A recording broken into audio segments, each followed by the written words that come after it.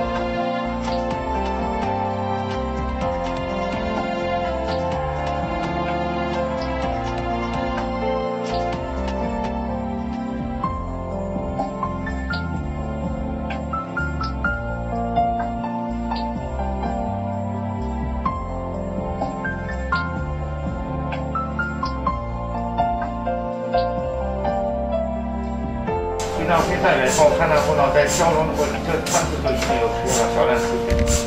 怎么办呢？我们现在呢是先消融，消融的目的呢，第一呢是固定病灶，第二呢其实第一个问题是先止血，第二呢是固定病灶，第三呢后呢我们消融以后回撤，或者消融检查。这个没有事。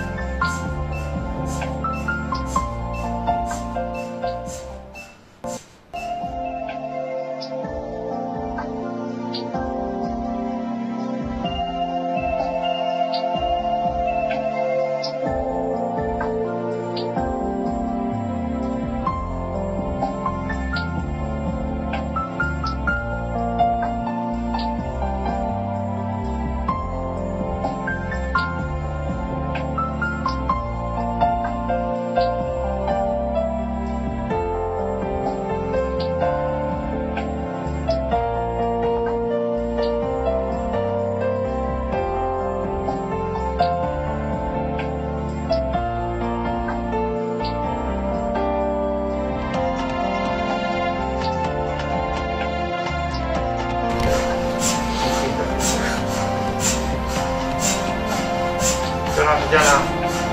还有45秒。45秒啊。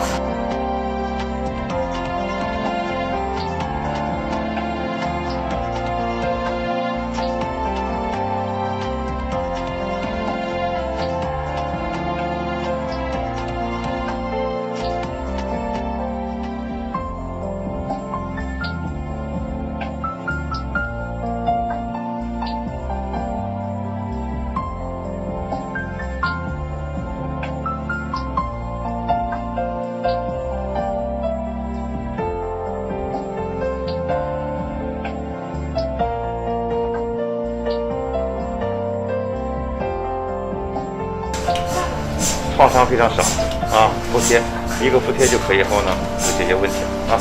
好的。在术后呢，我们又做了一个 DWI 的功能重振扫描，功能重振扫描也看不到了。上的话，看病灶呢，病灶周围超呢出现了一个楔形的改变，没有看到明显的高信号弥散受限的征象，说明我们这个治疗呢还是个非常成功的，也是一个非常好的一个案例。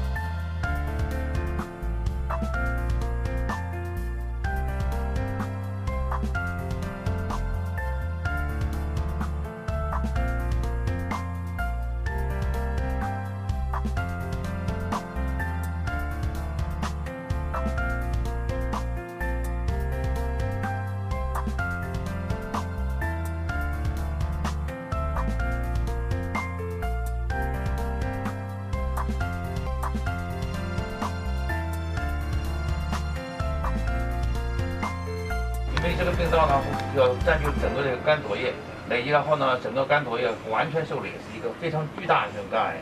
所以我们这次呢，这个微波消融在T2下呢，我们选用的是T2甲醛系列。消融以后，病灶后在T2甲上是一个完全的低信号凝固性坏死改变。大家看到后呢，第一次呢是消融肝左叶内侧部分，2根消融针，2根微波消融针消融在功率是70瓦功率下消融10分钟，直径达到了是5.7公分，啊。